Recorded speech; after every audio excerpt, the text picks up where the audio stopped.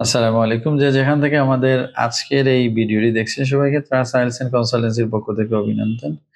আজকে ডেনমার্ক নিয়ে কথা বলবো। ডেনমার্কে অনেকে স্পাউস ভিসায় যেতে চাচ্ছেন। কিন্তু আইএলটিএস এর স্কোর মাত্র 6। এক্ষেত্রে কিন্তু খুব বেশি অপশন থাকবে না, বেশি ইউনিভার্সিটি এপ্লাই করারও সুযোগ থাকবে না। সেই ক্ষেত্রে ব্যাচেলর প্রোগ্রামে যারা জাস্ট এইচএসসি পাস করেছেন, হয়তো আপনি অনার্স ফার্স্ট ইয়ারে বা আগামীতে ফার্স্ট ইয়ারে ভর্তি হবেন। এই অবস্থায় যদি 6 পান, 6 পেয়ে আপনি স্পাউস নিয়ে যেতে চান, তাহলে নেলসব্রুক ইউনিভার্সিটি হচ্ছে আপনার বেস্ট চয়েস। সেটি টিউশন ফি হচ্ছে অ্যারাউন্ড ১০,০০০ সামথিং, ধরেন ১৪,০০০ এর কাছাকাছি। পরবর্তী বছরগুলোতে কিছুটা হলে টিউশন ফি কম আছে। আর এজ ইউজুয়াল প্রসেস বাকি যেগুলো আছে, ভিসার রেশিও বা এখনো ডেনমার্ক ভালো। আর বিশেষ করে অনার্স অনার্সের অবস্থায় স্পাউস নিয়ে যাওয়াটা তো বেশ কিছু দেশে সম্ভবই না। ইভেন ইউকেতেও আগে পসিবল ছিল না, ওইটা ছিল মাস্টার্স প্রোগ্রামে। বাকি খুব দেশে যে অনার্স অবস্থায় স্পাউস নিয়ে যাওয়া, সেটা আসলে অলমোস্ট ইম্পসিবল। তো যারা অনার্সে যেতে চাচ্ছেন, বিশেষ করে এটা ফিমেলদের জন্য অপরচুনিটি। সিলেটের ফিমেলরা একা আসলে বাইরে যাওয়ার ব্যাপারে গার্জিয়ানরা ততটা আগ্রহী না, বা গার্জিয়ানদের এটা দুশ্চিন্তা থাকে যে একটা মেয়ে ওইখানে কাজ করে নিজের টিউশন ফি জোগাড় করে তারপরে পড়াশোনা করা, এটা রিলিজিয়াসলি বলেন আর ভালোবাসার দিক থেকে বলেন, দুই সাইডেই ফ্যামিলি রাজি হচ্ছে না।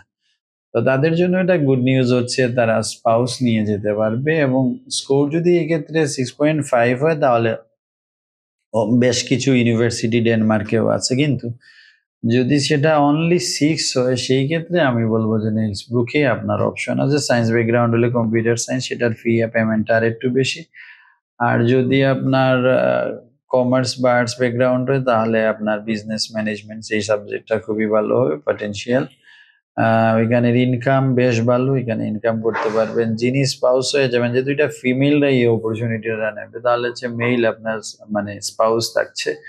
তো সেই ক্ষেত্রে সে ফুল টাইম কাজ করতে পারবে, এবং দুইজন মিলে যদি কাজ করেন, ওয়াইফ যদি একান্ত নাও করেন, জাস্ট উনি ইউনিভার্সিটি কন্টিনিউ করেন, তাহলে আমার মনে হয় যে আপনি ইনকাম করে টিউশন ফি দিয়েও বা ইয়ারলি কিছু টাকা ফ্যামিলিকে দিতে পারবেন, বা টুকটাক ফ্যামিলি সাপোর্ট করতে পারেন। তাহলে ভালো একটা ইউনিভার্সিটিতে পড়াশোনা হবে, প্লাস হচ্ছে আপনাদের একটা অপরচুনিটি আছে আর্লি এজে বিয়ে শাদী করে নেয়া। প্লাস হচ্ছে যেহেতু অন্যান্য দেশে আর পসিবল না, সো সেই ক্ষেত্রে একমাত্র মানে অপশনই হচ্ছে ডেনমার্ক।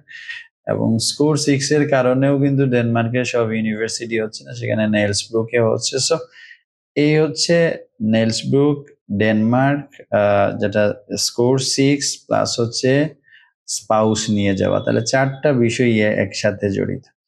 যেহেতু নেক্সট সেপ্টেম্বর এখনো সময় আছে, এখন থেকে স্টার্ট করতে পারেন, বা যারা এক্সাম দেওয়ার প্ল্যান আছে তারা যাতে এই স্কোর বা কোনোভাবে 6 পয়েন্টের উপরে উঠছে না, তারা ওই সুযোগটা নিতে পারেন। ছেলেদের মধ্যে যারা এই প্রসেসটা নিয়ে কাজ করার চেষ্টা করছেন, বা এইটা আত্মীয় স্বজনের মধ্যে আপনার যারা রিলেটিভস আছে তাদের মধ্যে বিয়ে শাদী করার ইচ্ছে আছে, বা এইরকম আইএলটিএস মেয়ে খুঁজতেছেন, আমার মনে হচ্ছে তাদের জন্য এটা একটা মেসেজ আমি চেষ্টা করলাম জানানোর। সেটা হচ্ছে 6 এ হবে নেলসব্রুক, টিউশন ফি তো বললাম 13,০০০ সামথিং হচ্ছে বিজনেসের, আর যদি আপনার সায়েন্সের হয় তাহলে আর একটু বেশি হবে, 14, 14.5 হবে। ব্যাংক স্টেটমেন্ট শুধু স্পাউসের লাগবে, আর আনুষঙ্গিক যে খরচ আছে সেইটা টুকটাক খরচ আছে আরো ধরেন 1,3,000। আর তারপরে হচ্ছে আপনি ইয়েতে প্লেনের টিকিট কেটে চলে যাবেন। এই ছিল ডেনমার্কের বিষয়।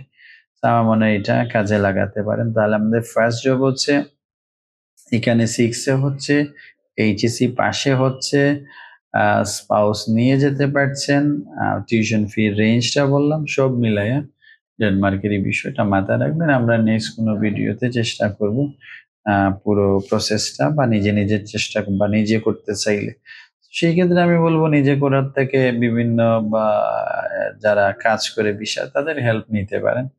বিকজ তারা হয়তো কিছু টাকা নেবে বা কিছু বা এক্সট্রা মনে হবে, কিন্তু যেহেতু আপনি এত টাকা স্পেন্ড করছেন, তো সেই ক্ষেত্রে আপনি যখন একটা কাজে লেট হচ্ছে বা কোনো জিনিস পাচ্ছেন না, টাইমে দেখা যাবে ডেটের ব্যাপার-স্যাপার। সেই ক্ষেত্রে টেনশন রিলিফ করার জন্য একটা ফার্ম হলে ভালো হয় এবং ফার্মের মধ্যে আমরা যেহেতু কাজ করছি আমাদের হেল্প নিতে পারেন বা আপনার আশেপাশে যারা আছে আমি ইনফরমেশনটা জানালাম আপনাদের কাজে লাগবে।